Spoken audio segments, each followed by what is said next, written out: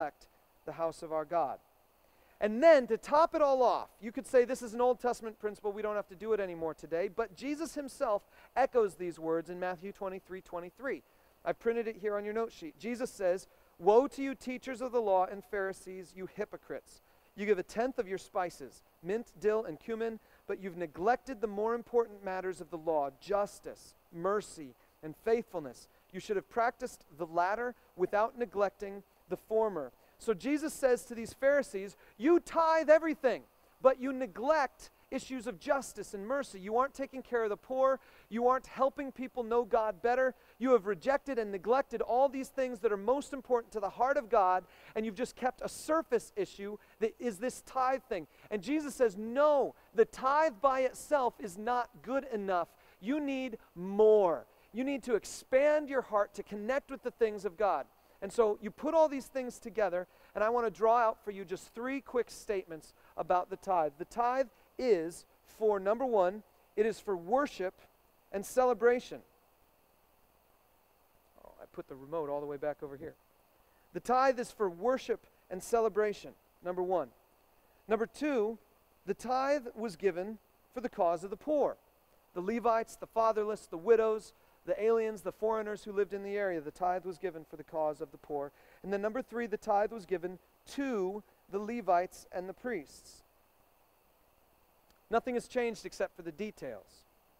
How do we worship? Who are the poor? And who are the Levites and the priests? So I've got a couple frequently asked questions here at the bottom that I thought I would just kind of walk you through briefly to give you some of the practical side of all this stuff. And remember, our goal here is not to say we need to be under some type of obligation by God that if we fail to meet this, we're all of a sudden going to hell.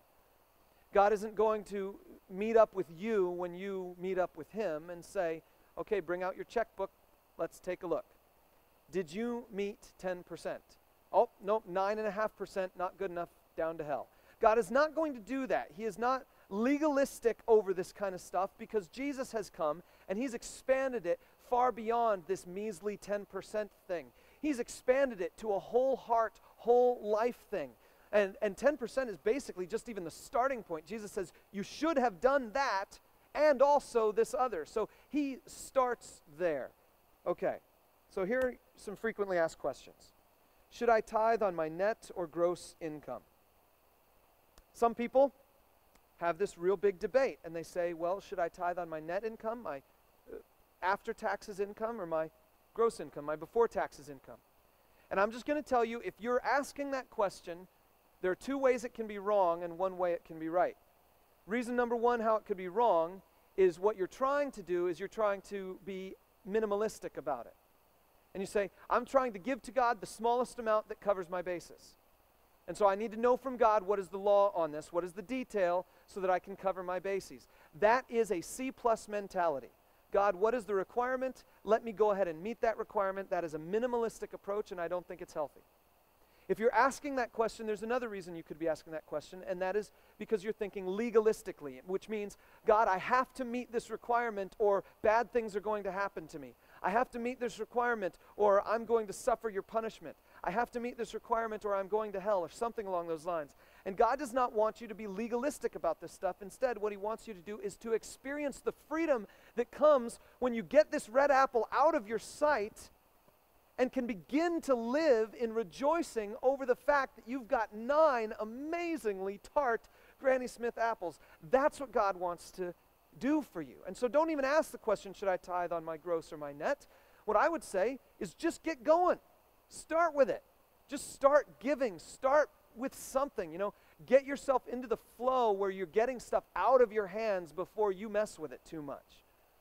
For me and my family, I personally have a commitment that I'm not going to give God a smaller percentage than I give to my government.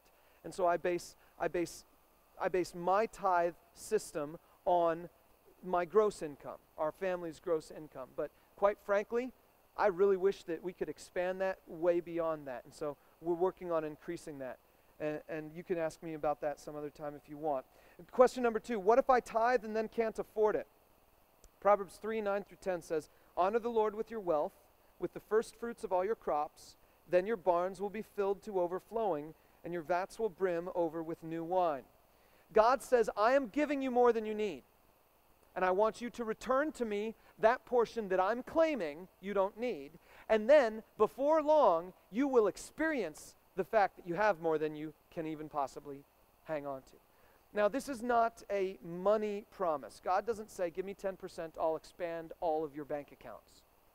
And the reason I say that is that I have known people, and I'm being honest with you, I've known people who began to tithe, and within a year faced financial hardship like you would not believe.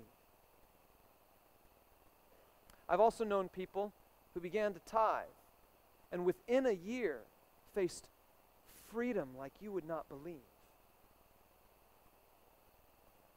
And so I'm not going to promise you that God is going to bless you in a particular way if you do this. Instead, I'm going to go on record with something God goes on record with. In Malachi 3:10, God says, test me, so I'm going to give you the opportunity. I'm going to test you. I'm going to give you the opportunity to test God. Let's do this. The beginning of November, almost every one of us is going to get paid next week, right? The end of October, the last week of October, we're going to get paid. So not exactly next week, but after next Sunday, we're going to get paid. That's basically when everybody gets at least something at the end of the month. What I want to ask you to do is to take a risk that as soon as you get that paycheck, go ahead and write out a check for 10% of whatever that is and bring it on the first Sunday in November. I'm going to call it Tithe Challenge Sunday. And I'm going to make you a promise. If during the month of November you experience some kind of weird financial hardship that you didn't expect, or you've got a need that you knew was going to come and you're just not so sure, I'm going to produce for you tithe rebate forms. And you can fill it out. I didn't have them with me today. I didn't have enough time to put them together for this week. But you can fill it out and during the month of November, and you can say on that, I tithed my first paycheck that I received before the month of November, and so I am needing some help, and so I need a little bit of tithe rebate. God says, test me in this. I'm willing to go with it, so let's go ahead and see what happens. Okay?